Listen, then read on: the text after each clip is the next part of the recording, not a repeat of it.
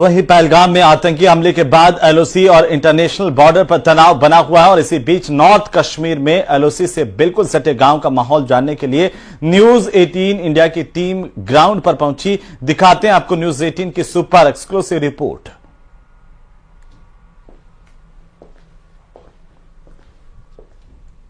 जंग देखिए, 71 की जंग देखिए, ये हमें दिखा रहे हैं कहाँ कहाँ पे गोले लगे। देखिए गोलियां लगी हैं, तो क्योंकि जब यहाँ पे सीज फायर वायलेशन होती है तो यहाँ पे गोलियां लगती हैं और गोले भी ऊपर से गिरते हैं।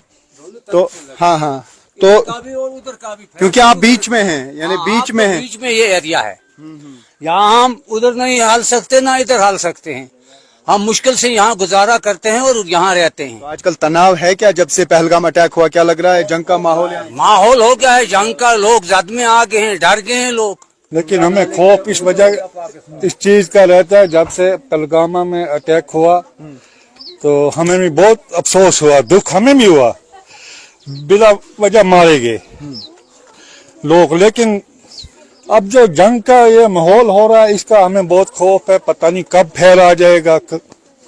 ये वो इलाका है जहाँ पे गोले गिरते हैं, जहाँ पे गोलियां आती हैं, क्योंकि ये वो इलाका है जहाँ पर इंडियन आर्मी और पाकिस्तानी आर्मी के बंकर बिल्कुल आमने सामने हैं। एक साइड से नहीं, दूसरे साइड से, नॉर्थ साउथ ईस्ट वेस्ट आपस में इर्द गिर्द।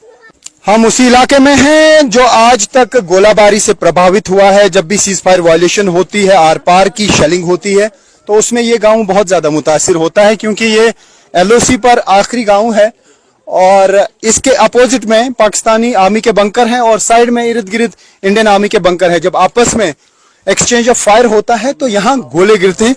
ये कादिर साहब हैं, हमें दिखा रहे हैं, कह रहे हैं आइए ये दिखाएंगे कि इससे पहले क्या कुछ हुआ है, हम देखेंगे। ये दिखा रहे हैं, ये देखिए कितनी गोलियां इस छत पे लगी हैं। ये सारे जो सुराख हुए हैं ये गोलियों की वजह से हुए हैं। तो ये मैं विजय को कहूँ थोड़ा सा क्लोज दिखाएं। ये देखिए, ये जो सुराख आप देख रहे हैं ये सब कुछ गोलियों से हुआ है। छरे गोलियों से साहब, जो बड़ी मारते चलाते हैं ना उसका छरे लगते हैं। यहाँ देखो क्या हुआ, स्प्लिंटर्स हैं, जो मोर्टार शेल गिराए जाते हैं। जब फायरिंग होती है तो गोलियां भी गिरती है, मतलब छोटा फायर भी आता है, छोटा भी आता है, बड़ा भी आता है। तो यहाँ पे बहुत सारे ऐसे छत हैं टीन के जिसपे गोलियां लगी हैं और सुराख अभी भी यहाँ पर हैं। तो अब तो पानी टपक रहा होगा इस छत से। बारिश लगती है ना, इसके नीचे हम बर्तन रखते हैं, फिर दिन गुजारते हैं और रात।